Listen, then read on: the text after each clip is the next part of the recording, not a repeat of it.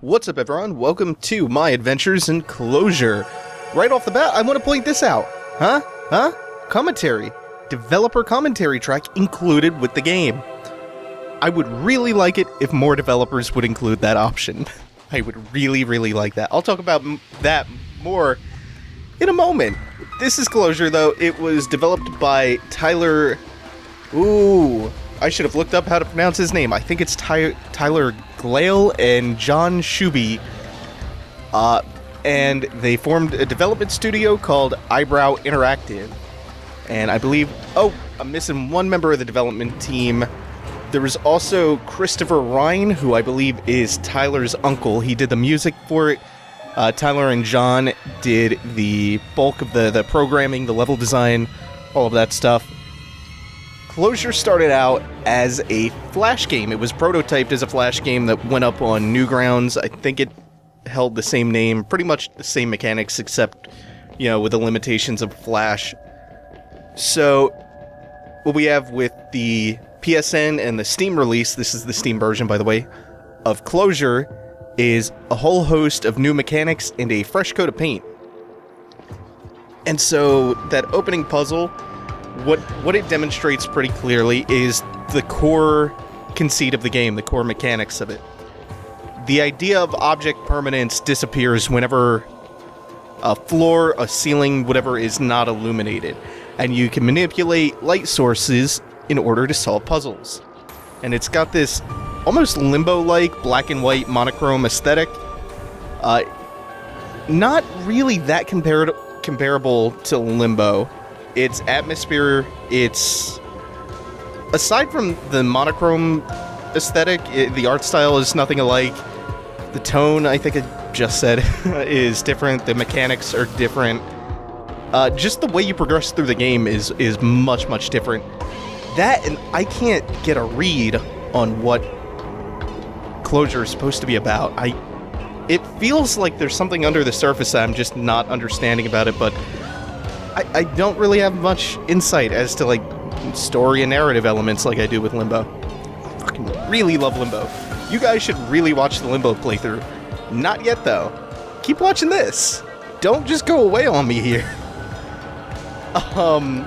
So yeah, I don't know that I have any super great insight to spill or any, like, elaborate development knowledge to share, like with Dear Esther or Antichamber or Hotline Miami, but Closure is... What Closure is, it's just a really rock-solid puzzle game with a unique novel mechanic that's used to such great effect to make some really impressive and challenging puzzle sequences, and it deserves a lot of credit for being so goddamn rad.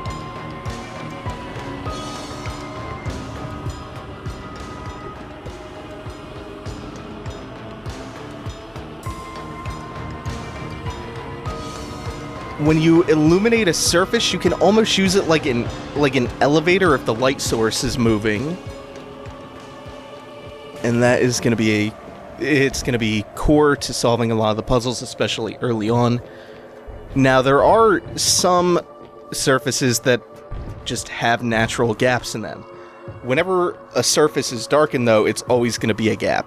So you always have to keep light on a surface in order to use it as a platform. Otherwise, like I said, object permanence goes out the window, and the surface disappears. I'm trying to remember if there was something special about this room. I think according to the commentary track here, this level was supposed to be a real fucking nightmare for programming the physics. Because sometimes the balls would just freak the hell out.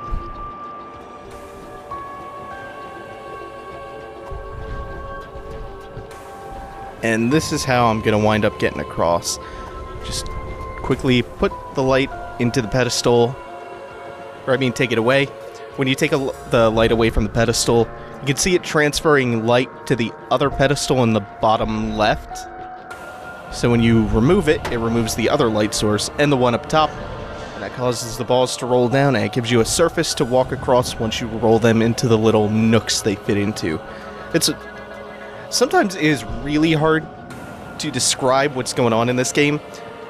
Luckily, it does all of its work. A lot of its expository work through the gameplay. It's actually pretty ingenious in that way, in that the developers set out to make sure that they weren't relying on text in order to tell the player how to play their game. They do it in this really nice, organic way, which games don't really do anymore. I mean, in some cases, it's very hard to convey mechanics without just flat out telling the player in text how they work. I'm going to go back to the hub world now and show off a different level. But I mean, for the most part, if you can do your teaching through making the player do something as opposed to read something, it's better. I was gonna say showing rather than telling, but it's more doing rather than either of those, or forcing the player to do. Okay, so I'm gonna go back to talking about dev commentary. And yeah, actually no. Before I do that, I want to say one more quick little thing about this. Oh, and the lightning here. So I think this is the only level in the game with lightning. I might be wrong about that. There are if not, there are very few levels with lightning, and none of them are puzzle levels, because, you know, lighting that illuminates everything on the screen can kind of break the game. Also, the lightning does not actually illuminate surfaces. So I guess it wouldn't really be game-breaking. It would... if the levels that the lightning was placed in were all puzzle levels, though, I could see where it could get confusing. So even though it's a really cool effect, it's used pretty seldomly. And so the game is broken up into the hub world, which starts out as your little tutorial world that teaches you about mechanics, how they work, what you do with all of the objects. You know, most of the game is spent nursing these orbs, the orbs that are emitting light, and using them to create elevators like I just did, putting them in pedestals to illuminate light sources. The puzzle in this level is teaching you about those things on the bridge, and they're illuminated until you get near them and then the light goes out. So the whole goal there was to get close to the ones of the bridge. You would get close and they would be triggered to go out. You would fall through and you would get another orb and take the elevator up. And now with a light source in hand, you can cross that bridge, even though the other orbs on the bridge already were going out. Like I said, it's another reason why this game is much better off for doing all of its teaching through action is that, I mean, I'm doing this on the fly, but it's still, I can imagine how difficult this would be to try to describe all of these mechanics to players instead of just showing them how they work.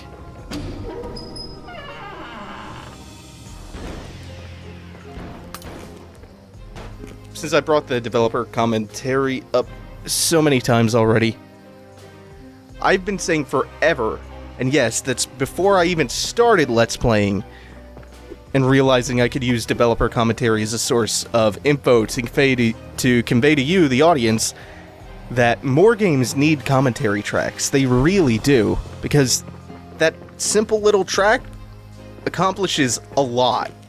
Like, way more than you might think. It reveals cool insights to your fans about your game, for one. That's probably the most insubstantial consequence of including a commentary track.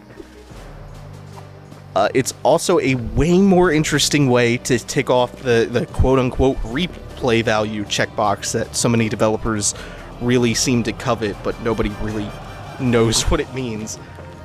It's a way more interesting way of accomplishing that goal, instead of doing like really lame shit like half-baked multiple endings, or bad unlockables that only occur after you've beaten the game to, you know, bait that hook and keep players coming back for really insubstantial bullshit.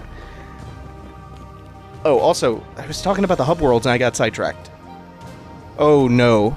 I'm now sidetracked in 2 different ways. Which track do I go down? Fuck it, just commit! There are 3 hub worlds, aside from just the straight tutorial one, and I'm just trying to show off as many of them as possible, so I'm gonna do about... I lost track of how many levels in each hub world I'm actually gonna be doing. Just gonna do it for a while, why not? So this is the 3rd of the 3 hub worlds. I think this is the Carnival. Okay, so back to developer commentary. Tangents within tangents here. God. I feel like I've just come off some kind of like crazy ass sugar high. So developer commentaries. They also give players a better sense of who's making their games. And that means that more developers, more producers, directors, designers, more studios get the recognition they deserve instead of just brand recognition. Suddenly, like, that sense of authorship, of ownership over a work becomes way more important. Because let's face it, nobody's reading credits, like, ever. And what that leads to is, you know, someone looks at your previous body of work and they can start to identify with what they've done before. You know, I don't know what this next game is about, but he made X, Y, and Z that I like, so I'm gonna check this studio or this developer's new game out. So you don't have to just rely on pumping safe, homogenized sequel number 458 out, because if brand recognition wavers, your studio is fucked. And you know, there was like that sense of I don't want to use the word authorship again, because that's really not quite what I'm talking about here. It does feed into it. There are developers who are widely recognized, who have that level of recognition where people will go, you know, I'm just going to buy their games because I know who they are, what they've made, and I like their body of work. There are not quite household names, but names that are at least widely known amongst at least a core audience. Names like Peter Molyneux and Cliff Bleszinski and Sid Meier's.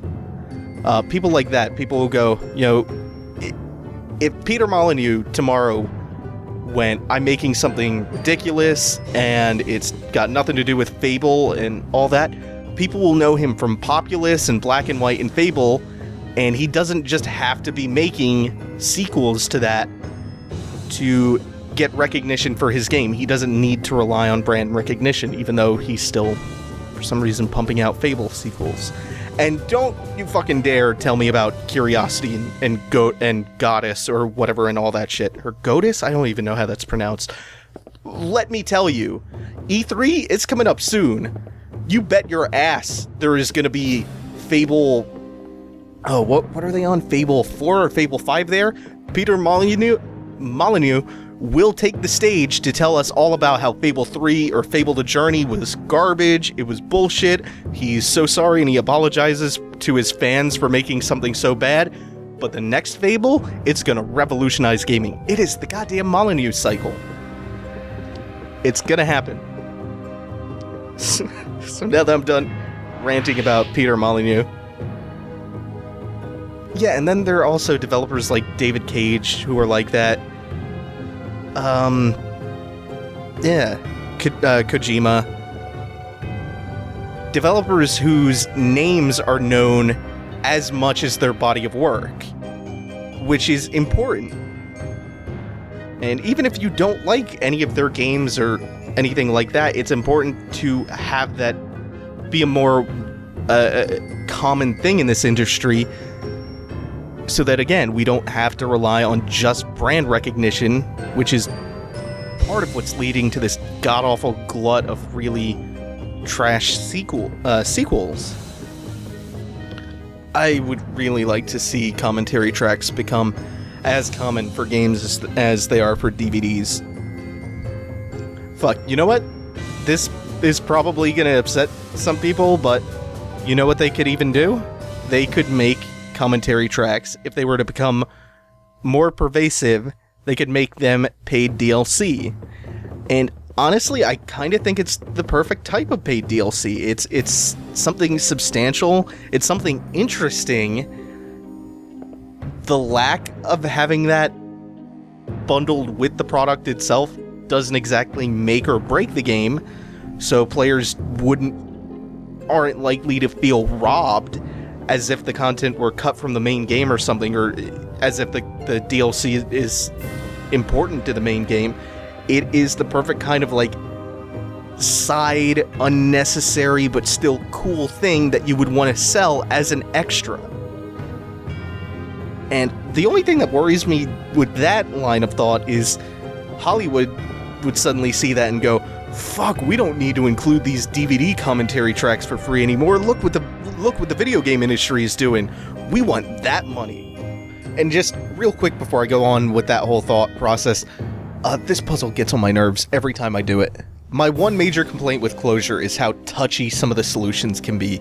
Like, I legit forgot how to do a couple of these puzzles, and I'm sure I'm gonna forget a few more before the episode's over, but this one is just annoying, especially because there are so many variables with where you can adjust the light to, and some of the solutions are either, and this is just a general complaint about the way some puzzles in this game work, where the solution can be like so obscure, or they take a ton of like really minor adjustments that aren't very intuitive, and it's otherwise a really challenging, inventive game that's also pretty intuitive. And these little adjustment-based puzzles where 1 centimeter or 1 degree of the spotlight being off can screw up the whole setup.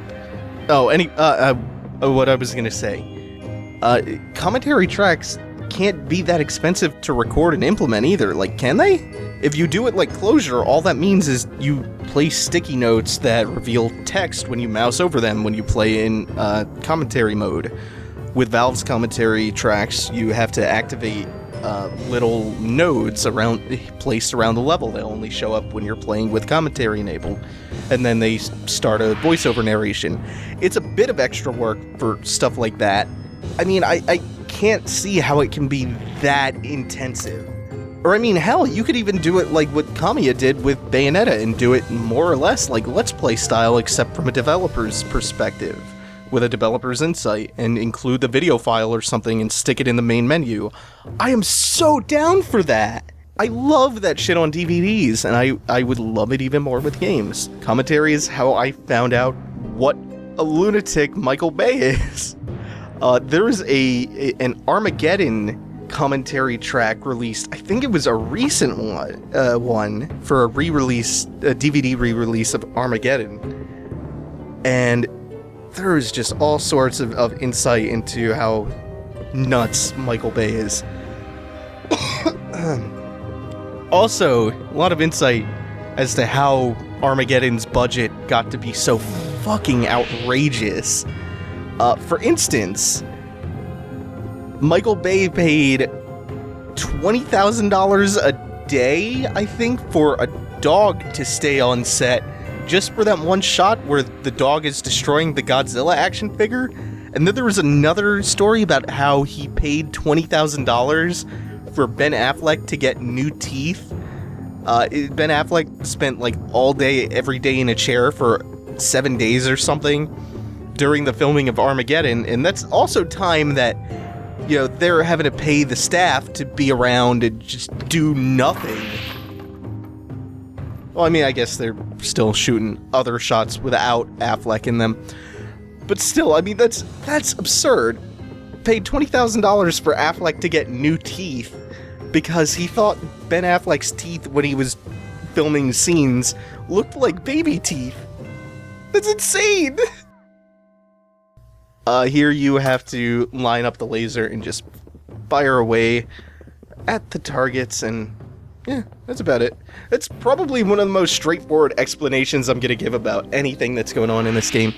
Oh, here are all the Easter eggs that I don't recognize. I know there was the Spelunky guy in there, I think there's the Newgrounds tank, and then there was a lot of shit that I didn't recognize in there. Wish I knew more of the Easter eggs. Oh, also, Ben Affleck at one point told Michael Bay that the premise of Armageddon made no sense. That why would they be training oil drillers to be astronauts? And Affleck told Michael Bay that made no sense whatsoever. And Bay's response to him was, "Shut the fuck up." I love it. And then later had the audacity to talk about how someone did a rewrite of the Armageddon script, and he's going on and on about how shit a writer the guy is who tried to, rewrite it, as if Armageddon is like a timeless classic, a masterpiece of successful screenwriting. I love it. That is the joy of commentary tracks. Also, we have entered the... I said there were 3 worlds in the hub. There are 3, and when you go 24 out of 24 puzzles, in each of them, you unlock a little 10-level challenge room, and then you can unlock the final room, which is not much of a puzzle, but... Oh, right, you need to also collect the 30 moths that are scattered around the initial 72 levels. I don't remember if any of those 30 moths are also in the 10 challenge rooms here in the last world. But yeah, then you can beat the game. I haven't done that because I'm not a big fan of arbitrary, dumb collectibles like that are just like forced upon you or don't feel very fun to collect. I mean, collecting the moths in this game, it is a puzzle unto themselves, but just not a big fan of that type of collectible. Oh, also, there are 24 levels in each world, so the layout when you go into the hub could be symmetrical, and I really appreciate that. My inner OCD really appreciates that. Although, yeah, I would rather have weird, even numbers and symmetry than rounded off, nice, clean 25, but have that be asymmetrical. Really anal retentive shit there, but I appreciate it. What else do I appreciate about Closure? I really appreciate, like I've said over and over again, how inventive the puzzles are, how focused it is around this core mechanic, how novel it is, how interesting and unique and just fun it is. It's even if you can't read anything into it, it's purely a fun game. Oh, I also appreciate the aesthetic of it. It reminds me of something Tim Burton would make if he made a monochrome cartoon. It is really, really brilliant. And that is going to do it for my adventures in Closure. I've about exhausted all of my brain power failing on simple puzzles here, so thank you guys for watching. Take it easy. Have a good one.